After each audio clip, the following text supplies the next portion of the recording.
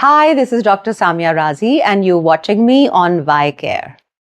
It's a common misconception कि sleep जो है वो सिर्फ हमारा दिमाग switch off करने के लिए है. Basically, a lot more happens when we sleep. That's the time our body restores and resets. So हमारी जो physical body है वो उस वक्त बिल्कुल लो मोड पे चली जाती है, जिसमें हम मूवमेंट नहीं कर रहे, एक्टिव थॉट्स नहीं है, लेकिन that time the body uses to regenerate and heal everything. इस वक्त आपका हार्मोनल रीसेट होता है, इसका आपका अगले दिन के लिए रीसेट होता है, जो आपकी पूरी दिन में थकावट हुई होती है, डिटॉक्सिफिकेशन होती है, ये सब स्लीप के दौरान होता है. सो sleeping is just as important, if not more, than the activity during a day. ये एक मिथ है कि 6 घंटे नींद बहुत पूरी होती है. You might feel okay when you're sleeping 6 hours.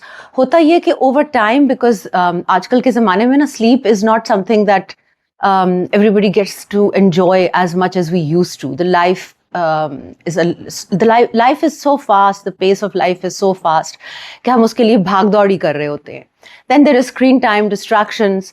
Ideally एक बॉडी को 7-8 घंटे if not more सोना चाहिए. Maybe not in one go, but that is what is required. If you're optimized at 6, you might be one of those people who generally need just 6. But mostly what happens is आपकी body compensation mechanism में चली जाती है. So I would say anything between 7 to 9 hours. पहला sign तो ये होगा कि जब आप सुबह उठोगे you won't feel fresh. So even if you've slept say 10 hours, आपका बेड के अंदर टाइम 10, 11, 12 घंटे भी रहा है और उसमें आपका ख्याल है कि आप सोते रहे हो, तो आप सुबह उठोगे तो माइंड फोकस नहीं होगा, शार्प नहीं होगा, यू डोंट फील फ्रेश. फिर आहिस्ता आहिस्ता आपकी मेमोरी, ब्रेन फॉग, मेमोरी जो है वो कम होनी शुरू हो जाती है, ब्रेन फॉग बढ़नी शुरू हो जाती है. Hunger goes up because the hormone that is released in the body, जो आपकी स्लीप के से रिलेटेड हंगर को कंट्रोल करता है, वो जो है उसकी प्रोडक्शन कम हो जाती है, और जो भूख को प्रमोट करता है वो उसकी प्रोडक्शन बढ़ जाती है. तो आपको भूख ज़्यादा लगेगी. Some of you even probably have noticed कि जब आप कम सोते हो तो उस दिन आप ज़्यादा खाते हो. फिर आपको अगर उस दिन मेंटल फोकस का कोई काम है वो आपका सही नहीं होगा, आपकी हैंड आई कोऑर्डिनेशन इफेक्ट हो जाती है. सो जो लोग बहुत ज़्यादा हाथ और आंखों को मिला के काम करने का इस्तेमाल करते हैं, the hand eye coordination gets affected. You will get irritable, mood swings होंगे, हार्ट रेट भी ऊपर जाना शुरू हो जाएगा. और ये वो साइंस हैं जो आप खुद नोट करोगे, लेकिन जो बॉडी है वो आपको और भी साइंस देगी. आप जब सोते कम हो तो कॉर्टिसोल लेवल बढ़ जाता है और इंसुलिन लेवल भी बढ़ जाता है. So people who sleep very little, उनकी बॉडी नेचुरली इंसुलिन रेजिस्टेंट होती है. Biggest causes of stress, I think we all know. Sleep हमें कहाँ आनी है, दिमाग ओवर टर्न कर रहा होता है, चर्न कर रहा होता है, बल्कि you know there is like thoughts going on. एक थॉट है, उसके साथ पैरेलल थॉट है, ओवर थिंकिंग है. लाइफ का पेस इतना तेज़ है कि हमें स्विच डाउन करने का टाइम ही नहीं मिलता, और हम स्विच ऑफ करते भी नहीं हैं. हम बिस्तर में भी लेटते हैं ना तो हम फ़ोन लेके बैठे होते हैं, उसमें हम रील्स देखनी शुरू कर देंगे, जिसमें डिस्टर्बिंग रील्स भी होती हैं. You know there are people who follow wars, economic situation. These things are stimulants, stress inducers, वो आपके दिमाग को जगा के रखते हैं. Caffeine has become extremely popular. Pakistan में coffee culture is at a rage. And you might think कि आपको कॉफ़ी पी के नींद आ जाती है, बट वो जो कॉफ़ी के बाद नींद आती है वो रिस्टोरेटिव नहीं होती. So coffee also makes a difference. So it's literally everything around us right now. It's also, yeah, something very interesting that I forgot. It's the white light. So हमें जब हम जब शुरू में लाइट आई थी तो एक टंगस्टन बल्ब होता था, उसकी जो रेज थी वो हमारे स्लीप रिदम को डिस्टर्ब नहीं करती थी. अब हम एलईडीज़ के ज़माने में, और हमारा स्क्रीन जो है वो भी ब्लू लाइट इमिट करता है, तो वो लाइट भी हमारे पैटर्न को बहुत डिसरेगुलेट करती है, and then we are not able to sleep properly. There is absolutely no harm in taking naps during the day, especially अगर वो 90 minutes के अंडर हों. 90 मिनट्स में आपका एक पूरा स्लीप साइकिल पूरा हो जाता है. But you have to keep in mind कि आपने दिन के किस टाइम पे वो नैप ली है.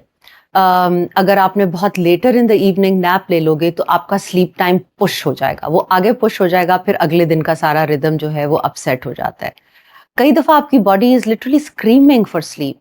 Try and just close your eyes. You might think कि 5-10 मिनट आंख नहीं लगी लेकिन लगती है, स्विच ऑफ करें दिमाग को, डीप ब्रीदिंग करें, वो 5-10 मिनट की नैप ही आपको बिल्कुल रिस्टोर और फ्रेश कर देगी. सो कोई नुकसान नहीं है नैप्स लेने में. अच्छा, this is very interesting. What foods should we avoid at night? So something too spicy, something too greasy and heavy. So जिसको हम supper कहते थे एक ज़माने में. Supper is the concept where you just have a light meal at night. However, what I have seen, some people need some carbs at night.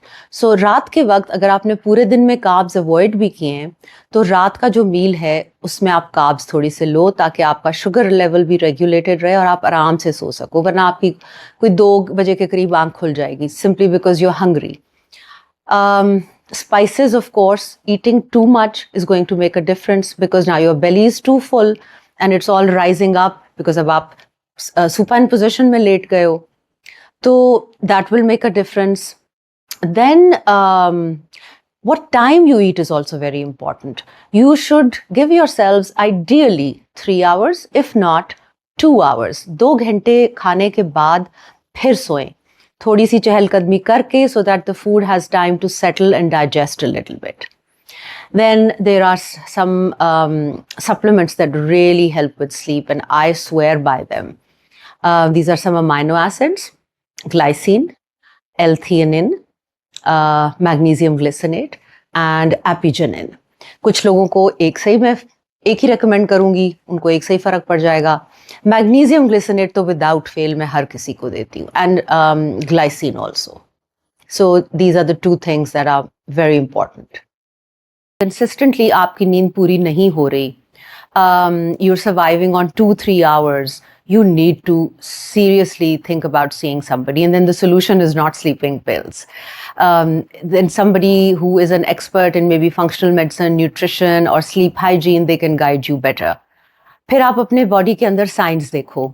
Insulin resistance के क्या science होते हैं? इंसुलिन रेजिस्टेंस जब आपकी बॉडी में underlying होती है, आपकी स्किन का कलर जो है वो थोड़ा सा डार्क होना शुरू हो जाता है. You might have pigmentation marks on your neck और the back of your neck.